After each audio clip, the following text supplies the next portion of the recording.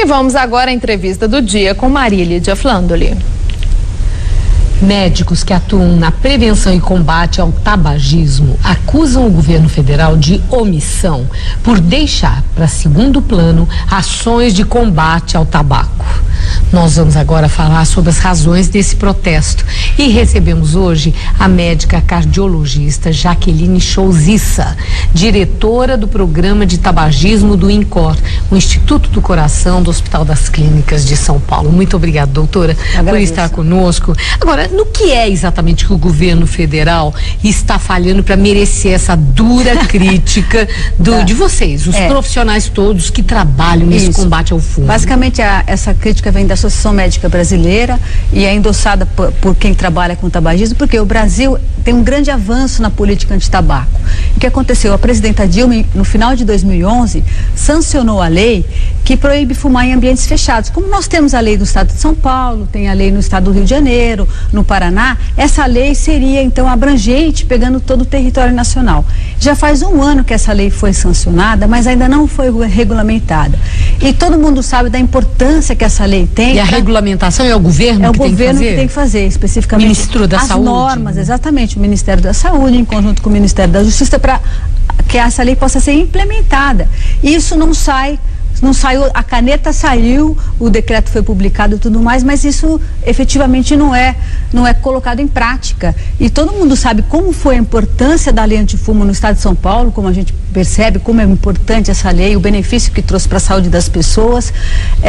Querer que todo o território nacional, todos os brasileiros tenham a chance de respirar ar puro em ambiente fechado. Mas, doutora Jaqueline, a presidente Dilma também teve aí uma intervenção importante na questão dos impostos do cigarro. Sim. Ela aumentou. Claro. Isso é uma ação de combate ao fumo. Sem dúvida. Aumentar o imposto, que aliás era um clamor também. Sem dúvida, mas a política antitabaco, como nós já evoluímos muito, para que esse processo continue, que o país continue a alcançar ótimos resultados em termos de redução do número de fumantes e doenças relacionadas ao tabagismo, essa política é constante e abrangente. Então, por exemplo, não adianta tomar uma medida e não tomar as demais. Então, existe uma convenção quadro que o Brasil é signatário, que é um tratado mundial para reduzir o tabagismo no mundo. E são várias as medidas. Outra medida importante, ponto de venda. A publicidade no ponto de venda. Você vai numa padaria, a criança vai comprar um doce, uma bala, tem a propaganda do que lá? De cigarro. Então essas coisas todas aguçam a curiosidade e uma vez que se experimentou,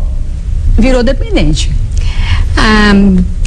A questão dos lobbies, da pressão da indústria do fumo, aí por essa questão também dos ambientes fechados, sim, as associações de bares e restaurantes, existe mesmo esse tipo de pressão e um governo federal, o Congresso Nacional, se curva, se submete, é cooptado por esses lobbies? Existem os lobbies, mas eu diria que o Brasil, por ser um grande produtor, exportador, eu diria, e hoje nós somos vanguarda em termos de política antitabaco, estamos em pé de igualdade com países como Austrália, Reino Unido, mas o processo é contínuo. Teve essa pressão e tem essa pressão, e por isso que, por exemplo, existem brigas judiciais homéricas. Essa é a estratégia da indústria, porque os argumentos médicos, os fatos são incontestáveis. Então, fica difícil para um governante fechar os olhos e dizer que não está vendo. Então, ele tem que, de fato, e a sociedade tem que amparar e apoiá-lo, e isso o Brasil faz muito bem, no sentido de dar um respaldo para que ele supere até essa força econômica pungente que tenta cooptar muitos interesses particulares e privados em detrimento da saúde pública. Mas as medidas restritivas atingem a sociedade. Os fumantes não gostam, namorado de fumante não gosta. Então, essa coisa toda pode ter um cunho político, isso que vocês chamam de omissão. O governo fica ali dando uma de quieto, empurra com a barriga, não entra, não cumpre os acordos, inclusive, por uma questão político-eleitoral. Pode ter esse lado? Tem esse aspecto, mas todas as pesquisas indicam que a população do Brasil é altamente favorável à aplicação da lei, apoia, como aconteceu no estado de São Paulo, que a lei foi muito apoiada, é cumprida de forma espontânea, a população coopera porque ela entendeu. Então, quando a população é bem instruída, sabe profundamente do que se trata, ela apoia, é um argumento que o político pode tornar favorável a ele, né? E não um interesse pessoal muitas vezes esquisito por trás disso, né? Esquisito é bom. Esquisito. Essa expressão aí sugere aí muita coisa. Mas o mal que o cigarro faz para a saúde tem uma polêmica que se estende há anos, né? Eu fui ler antes da nossa entrevista e eu vi que tem gente que defende médicos, inclusive. Isso me espantou. Que cigarro não mata. Que o que mata é a condição de cada um. Não. Se a pessoa tem predisposição a ter determinadas doenças, esses males que se apregoam do cigarro, essa pessoa vai morrer ou pelo cigarro ou por outra razão, porque ela tem uma predisposição e uma condição para isso. Esses argumentos têm sentido? Nenhum. Derrubados.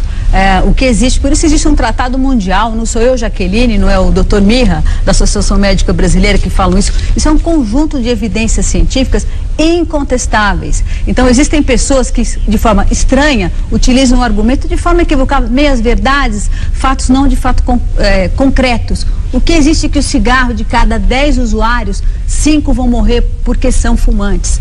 O que é mais importante, em média, 10 anos antes, um homem fumante perde 10 anos de expectativa de vida pela condição de ser fumante. A mulher perde 14. Então, é por isso que existe um tratado mundial, por isso que a sociedade tem que se mobilizar.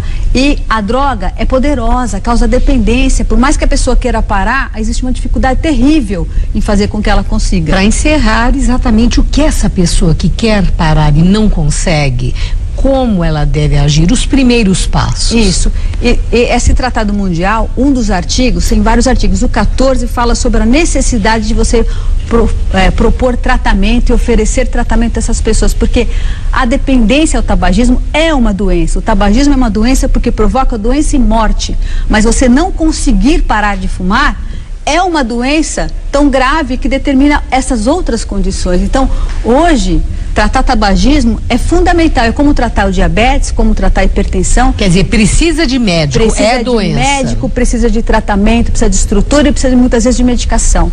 E isso tem que ser oferecido para a população como um todo e não em nichos, em pontos isolados. Acho que esse é o grande desafio. Esse artigo 14 da Convenção Quadro, eu conclamo aqui o ministro da Saúde para implementar o Encorta de Portas Abertas. Temos um programa que a gente espera que possa o governo federal implantar como um programa símbolo na rede pública para ajudar a tratar esses milhares de brasileiros que têm uma dificuldade terrível em parar de fumar e, consequentemente, vão morrer precocemente em função disso. Muito obrigada, doutora Jaqueline. Muito Uma obrigada. boa noite. Muito obrigada.